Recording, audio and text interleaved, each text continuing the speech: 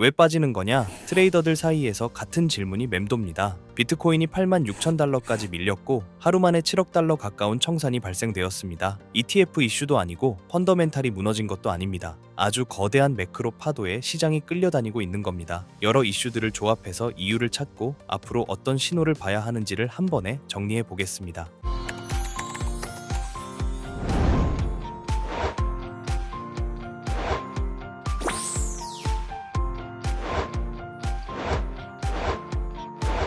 먼저 비트코인이 86,000달러까지 떨어지면서 중요한 기술적 레벨을 이탈했습니다. 4시간봉 기준으로 200일 지수 이동평균선 그리고 200일 단순 이동평균선을 동시에 하방으로 깼습니다. 올해 초에 겨우 회복했던 구간을 다시 내준 겁니다. 이 밴드가 왜 중요하냐면 이 구간은 역사적으로 추세 지속이냐 추세 전환이냐를 가르는 분기점 역할을 자주 해왔기 때문입니다. 그래서 이탈이 나오면 단기 트레이더들이 매도 신호로 받아들이고 시장은 곧바로 그 반응을 가격에 찍습니다. 그리고 이번엔 청산이 하락을 증폭시켰습니다. 코인글래스 데이터 기준으로 하루 청산액이 전일 대비 770% 폭증했고 거의 7억 달러에 달했습니다. 이더리움에서만 약 2억 달러, 비트코인은 1억 9,500만 달러, 솔라나는 6,300만 달러 수준입니다. 이더리움, 솔라나, 리플, 도지코인까지 전부 24시간 동안 3% 이상 하락했습니다. 이건 자발적 매도라기보다 강제 청산이 연쇄적으로 터진 그림입니다. 여기서 핵심 포인트는 이겁니다. 차트는 결과입니다. 원인은 바깥에서 들어왔고 그 원인이 동시에 겹치면서 레버리지가 먼저 폭발한 겁니다. 그럼 이제 바깥 요인들을 하나씩 보겠습니다. 연방정부 예산이 1월 31일에 만료됩니다. 예측 시장 기준으로 셧다운 확률이 80%까지 치솟았습니다. 문제는 단순히 확률이 높다는 게 아닙니다. 양당이 지금 정면 충돌 중이라는 겁니다. 쟁점은 국토안보부 그리고 이민세관 단속국 예산입니다. 민주당 의원들이 공개적으로 현 예산안에 반대표를 던지겠다고 선언했고 일부는 이민 단속국에 단 한 푼도 주지 않겠다는 식의 강경 발언도 나왔습니다. 반면 공화당은 오히려 그 예산을 늘리겠다는 입장입니다. 합의 지점이 잘 보이지 않습니다. 상원에서 통과에 필요한 표는 60표입니다. 그런데 지금 분위기에서는 그 숫자를 채우기가 쉽지 않습니다. 트럼프 대통령도 민주당이 또 셧다운을 일으킬 거라고 예상한다고 말했습니다. 지난 셧다운은 43일 동안 이어졌고 경제 성장에 직접 타격을 줬습니다. 이번에는 더 길어질 수 있다는 우려가 나오고 있고요. 그럼 셧다운이 왜 암호화폐에 중요하냐? 의회가 멈추면 입법 활동이 멈춥니다. 지금 진행 중인 암호화폐 관련 법안들이 전부 멈춥니다. 새 시장 구조 법안도 규제 명확성 입법도 추진력 자체가 꺼질 수 있습니다. 게다가 이번 주는 겨울 폭풍 때문에 주요 암호화폐 법안위원회 투표가 이미 연기된 상태입니다. 여기에 셧다운까지 겹치면 연기가 아니라 정지가 됩니다. 특히 선거 시즌으로 들어가면 정책은 더 느려지고 헤드라인 리스크는 더 거칠어집니다. 다만 완전히 아무것도 없느냐 하면 그건 아닙니다. 스테이블 코인 관련 법률이 이미 존재하고 지니어스 액트도 법으로 제정됐습니다. 규제 기관들은 셧다운 중에도 가이던스를 낼 수 있고요. 새 법률이 없더라도 운영상의 명확성을 제공할 여지는 있습니다. 정리하면 셧다운은 시장의 불확실성에 추가 비용을 얹습니다. 그리고 그 비용은 레버리지 시장에서 먼저 터집니다. 지금 시장의 가장 큰 와일드카드는 엔화입니다. 연준이 엔화 개입을 준비하고 있다는 신호가 해석되고 있고 뉴욕 연준이 이미 환율 체크를 실시했다는 얘기가 나옵니다. 이건 역사적으로 통화 개입 직전에 종종 등장하는 절차로 알려져 있습니다. 만약 연준이 일본과 함께 개입하면 어떤 그림이 나오느냐? 미국이 달러를 팔고 엔화를 삽니다. 달러 공급이 늘고 달러 가치는 약해집니다. 유동성 환경은 완화되고 일반적으로 위험 자산에 유리한 바람이 불 수 있습니다. 이게 실현되면 이번 세기 최초의 미일 공조 엔화 개입이라는 해석도 붙습니다. 역사가 보여주는 패턴이 있습니다. 일본 단독 개입은 효과가 약했고 미국이 함께할 때 효과가 커졌다는 평가가 많았습니다. 1998년 아시아 금융위기 때도 그랬고 1985년 플라자 합의 때는 공조 이후 달러가 2년에 걸쳐 거의 50% 하락했습니다. 그 시기엔 원자재와 금 같은 실물 자산이 강했고 위험 자산도 크게 움직였습니다. 그런데 여기엔 함정이 있습니다. 바로 엔캐리 트레이드입니다. 수천억 달러가 엔캐리 트레이드에 묶여 있고 투자자들은 저금리 엔화를 빌려 주식, 채권, 암호화폐에 투자해 왔습니다. 엔화 약세가 이어지는 동안은 이 전략이 돈이 됩니다. 문제는 엔화가 강세로 꺾일 때입니다. 그 순간에는 포지션이 논리가 아니라 마진콜로 정리되기 시작합니다. 2024년 8월에 실제로 그런 장면이 있었습니다. 일본은행이 소폭 금리를 올렸고 그 충격만으로 엔화가 강세로 돌아섰습니다. 비트코인은 6일 만에 64,000달러에서 45,000달러로 급락했습니다. 시장 전체가 레버리지 해소 국면으로 빨려 들어갔던 겁니다. 그래서 엔화 강세는 단기적으로 위험 요소입니다. 먼저 비슷한 충격이 다시 올 수도 있습니다. 하지만 그 이후 시장이 안정되고 달러 약세가 확인되면 장기적으로는 유동성 환경이 완화되면서 위험 자산에 우호적인 조건이 만들어질 수도 있습니다. 즉, 엔화는 지금 단기 충격과 장기 완화가 동시에 걸린 가장 까다로운 카드입니다. 시장은 지금 이 트레이드 오프를 놓고 씨름하고 있습니다. 여기서부터 분위기가 더 선명해집니다. 귀금속 시장이 지금 굉장히 강한 신호를 보내고 있습니다. 금이 사상 최고치를 또 갈아치웠고 5,100달러를 넘어섰습니다. 불과 2년 전에는 2,300달러였는데 2년 만에 150% 이상 오른 겁니다. 시가총액으로 따지면 21조 달러 이상이 추가됐다는 해석이 붙고 미국 정부가 보유한 금의 가치만 해도 5,310억 달러에서 1조 3,300억 달러로 뛰었다는 계산이 나옵니다. 이걸 단순한 투기라고 보기 어려운 이유가 있습니다. 자본이 통화 리스크를 피해 움직이고 있기 때문입니다. 달러에 대한 신뢰가 흔들리고 법정화폐 시스템에 대한 불안이 커질수록 가장 먼저 돈이 몰리는 곳이 금입니다. 그리고 은은 더 강렬합니다. 상하이에서 은 가격이 온스당 123달러를 찍었습니다. 미국 현물 가격보다 15달러 높은 프리미엄이고 역대 최대 격차라는 얘기가 나옵니다. 왜 이런 격차가 생기느냐? 실물 공급 부족입니다. 은은 투자 자산이면서 동시에 산업용 원자재입니다. 태양광 패널, 전기차, 반도체, 전자제품에 은이 들어갑니다. 수요는 늘어나는데 공급이 따라가지 못하면 실물 프리미엄이 먼저 터져 나옵니다. 지난 1년간은 보유자들이 250% 넘는 수익을 올렸다는 말이 나오는 것도 그만큼 시장 스트레스가 강했다는 신호로 볼 수 있습니다. 그리고 여기서 비트코인과 연결되는 관측이 나옵니다. 과거 사이클에서 금은 비트코인보다 4개월에서 7개월 먼저 움직이는 경향이 있었습니다. 금이 먼저 돌파하면 방어적 자본을 흡수하고 그 다음에 리스크 선호가 살아날 때 비트코인으로 자금이 회전하는 그림이 나왔다는 겁니다. 지금 금은 조용한 돌파가 아닙니다. 시장이 통화 리스크를 크게 의식하고 있다는 신호에 가깝습니다. 은은 실물 시장의 스트레스를 확인해주고요. 그래서 많은 분석가들이 말합니다. 비트코인에 스프링이 장전되고 있다고요. 이번 주는 이벤트가 몰려 있습니다. 소비자 신뢰 지수, 연준 금리 결정과 파월 기자회견, 그리고 마이크로소프트, 메타, 테슬라, 애플 실적 발표까지. 동시에 인플레이션 데이터가 다시 주목받고 있고 정부 셧다운 확률은 75%에서 80% 사이로 흔들립니다. 캐나다 관세 위협 같은 헤드라인도 다시 불거졌다는 얘기가 나옵니다.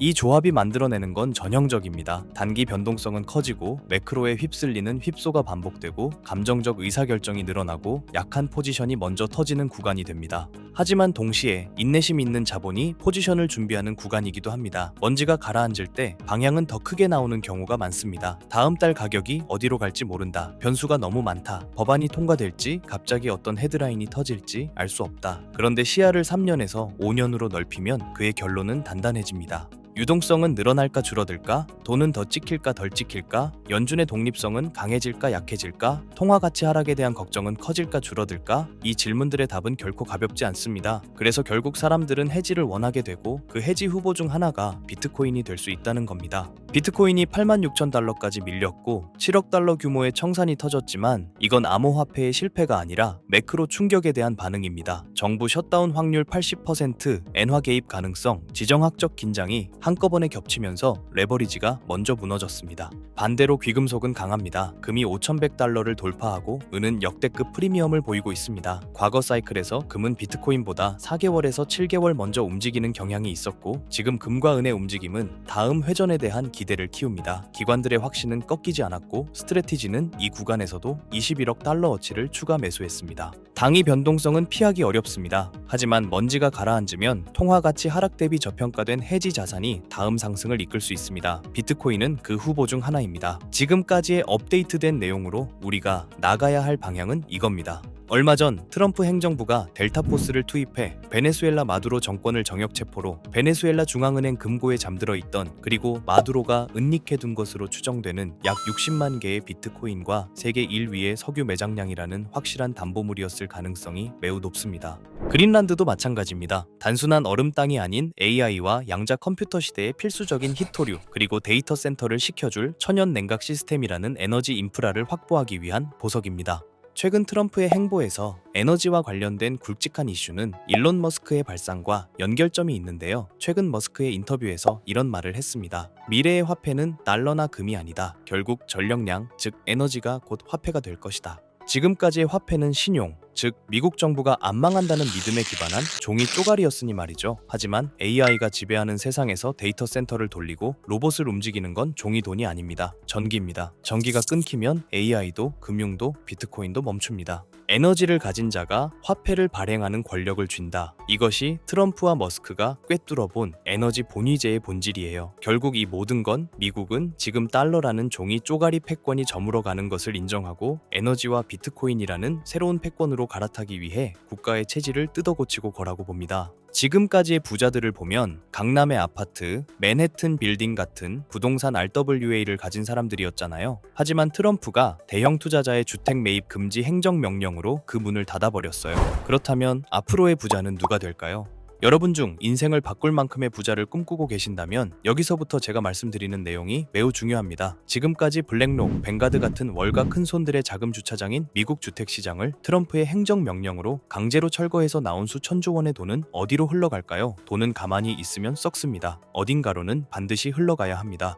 부동산만큼 덩어리가 크면서도 아직 저평가된 새로운 그릇이 필요해진 시점에서 미 의회에서는 클래리티 액트에 대한 마크업 심사가 예정되어 있다는 소식입니다. 한쪽에서는 행정명령으로 구시대의 자산인 실물 부동산 매입을 막아버리고 다른 한쪽에서는 법안을 통해 신시대의 자산인 디지털 자산 시장의 문을 열었어요. 그 때문에 지금 말씀드리고 있는 에너지 인프라 RWA를 선점한 사람이 다음 세대의 부자가 될 가능성이 매우 높습니다. 머스크는 방향을 가리키고요. 트럼프는 판을 깔았습니다. 건물들이 아니라 에너지를 팔아 부동산에서 돈을 빼라. 이 메시지의 월가의 움직임을 보면 가설은 더욱 힘을 얻습니다. 최대 자산 운용사 블랙록의 레리 핑크가 바보라서 가만히 있을까요? 아닙니다. 그들은 이미 DTCC, 미국의 탁결 재원과 손잡고 조용히 파이프라인을 깔고 있었을 겁니다. 최근 DTC가 발표한 스마트 나비 프로젝트와 캔톤 네트워크 테스트. 이게 전문 용어라 어렵게 느껴지시겠지만 쉽게 말해서 주식이나 부동산 같은 실물 자산을 코인으로 만들어서 기관들끼리 24시간 거래할 수 있게 만든 고속도로입니다. 이제 감이 오시죠? 결국 트럼프가 그린 큰 그림은 이겁니다. 부동산이라는 아날로그에서 돈을 빼라는 건 우리가 깔아놓은 RWA라는 디지털 고속도로 그 위로 그 돈을 태워라. 여기서 상식적으로 생각해보세요. 블랙록이나 JP 모건 같은 월가 하이에나들이 자신들의 이 경원짜리 자금 흐름을 누구나 지갑 주소만 알면 실시간으로 다 들여다볼 수 있는 퍼블릭 블록체인 위에서 굴리고 싶어 할까요? 온도나 체인링크는 기본적으로 이더리움이나 솔라나 같은 퍼블릭 체인 위에서 돌아갑니다. 블랙록이 지금 1조 원어치 샀네 하고 전 세계가 다 볼 수 있다는 뜻입니다. 기관 입장에서 이건 발가벗고 돈을 옮기는 꼴입니다. 자신들의 포지션이 노출되면 경쟁사에게 공격당하거나 선행 매매를 당할 수 있는데 미쳤다고 그 길을 주력으로 쓸까요? 그러니 냉철하게 생각해서 혹여나 정말 혹여나 유튜브 조금만 검색해도 블랙록이 묻었다, 100배 간다 하며 너도 나도 추천하는 RWA 대장주를 들고 있으시다면 죄송하지만 장바구니에 온도 파이낸스나 체인링크 같은 코인들이 담겨 있다면 내려놓는 걸 권장드리겠습니다. 제 말의 본질은 기관 자금의 현금화 혹은 송금 목적으로 자금을 이동시키기 위해서는 반드시 퍼블릭 체인과 만나는 인터체인지를 거쳐야만 합니다. 즉, 기관의 프라이빗 장부와 우리가 쓰는 퍼블릭 블록체인을 기술적으로 그리고 법적으로 연결해주는 유일한 연결고리. 그러면서도 머스크가 강조한 에너지 데이터까지 처리할 수 있는 미들웨어 코인. 이걸 이야기 드리는 건데요. 티커 세 글자를 딱 찍어드리면 속이 시원하시겠죠? 하지만 저는 리딩방이 아닙니다. 여러분께 고기를 잡는 그물을 드릴 거고 기관들의 비밀 문서와 머스크의 발언을 종합했을 때 이 히든 코인은 반드시 다음 세 가지 조건을 충족해야만 할 것입니다. 첫 번째 조건, 기관의 자금은 캔톤 네트워크라는 자기들만의 지하 벙커에 숨어 있습니다. 모건 스탠리가 비트코인, 이더리움 다음으로 솔라나 신탁을 준비하고 있죠. 이게 무슨 신호일까요? 기관들이 캔톤 네트워크 지하에서 굴리던 자산을 밖으로 빼낼 때 가장 선호하는 출구가 바로 솔라나 생태계가 될 가능성이 높다는 뜻입니다. 즉, 여러분이 찾아야 할 코인은 이더리움 계열의 느려 터진 구형 모델이 아니라 기관들의 고속 거래를 감당할 수 있는 솔라나 기반의 인프라 안에 숨어 있을 확률이 매우 높습니다. 두 번째 조건, 머스크의 영수증이어야 합니다. 이게 진짜 핵심입니다. 머스크는 화폐는 전력이라고 했습니다. 그렇다면 미래의 RWA는 빌딩을 쪼개는 게 아닙니다. 발전소에서 생산된 전력, 데이터 센터의 컴퓨팅 파워. 이 무형의 에너지를 실시간으로 블록체인에 기록하고 토큰으로 바꿔주는 기술. 전문 용어로 디핀, 즉 탈중앙화 물리 인프라라고 하죠. 단순히 금융만 연결하는 게 아니라 에너지 데이터를 처리할 수 있는 오라클 기능이 탑재되어 있어야 합니다. 세 번째 조건, 규제 준수 딱지가 붙어 있는가입니다. 클래리티 액트, 이름부터가 명확성입니다. 익명성 뒤에 숨어서 자금 세탁이나 하는 코인들은 퇴출될 위험이 큽니다. 반대로 디지털 신원 인증 기능이 내장되어 있어서 이 돈은 마약 자금이 아니라 삼성전자가 보낸 돈입니다 라고 꼬리표를 붙여줄 수 있는 화이트리스트 코인. 기관들은 오직 이런 코인만 파트너로 인정할 것입니다.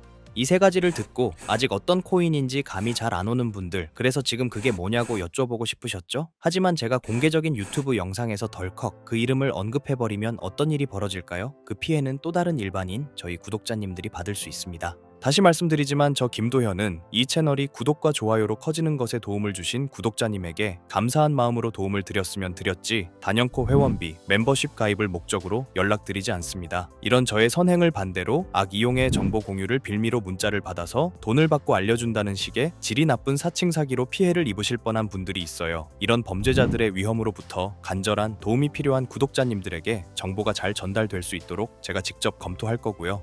지금 말씀드린 히든코인의 정보 받으신다고 무작정 담아야 하는 거 아닙니다. 시간이 지나 지금의 가격의 2배, 아니 단기로 10%만이라도 변동되어도 그때 사둘 걸 하실 겁니다. 저는 확실한 목표가를 두고 지금 가격에서 40배 이상의 전망을 보고 있습니다. 100만 원이 4천만 원, 300만 원이 1억 원 이상이 될 큰 파동을 여러분들은 관점과 목표가 없이 가지고 있을 수 있을까요? 제 개인 번호입니다. 이 번호로 전기라고 보내주시길 바랍니다. 제가 꼼꼼히 확인 후 한 분씩 놓치지 않고 꼭 공유드리도록 하겠습니다. 물론 투자의 최종 판단과 책임은 여러분 각자의 몫입니다. 알려드린다고 강제적으로 진행하라는 뜻이 절대 아니란 거예요. 세상에 무조건 오르는 코인은 없으니까요. 하지만 남들보다 한 발 앞서서 제가 분석한 기관과 캔톤 네트워크의 연결고리에 대한 구체적인 근거와 관점을 미리 참고해보고 싶으신 분들이라면 이야기가 다릅니다. 정말 진지하게 공부하고 대응하실 의지가 있는 구독자분들에게만 공유해드리고 싶습니다.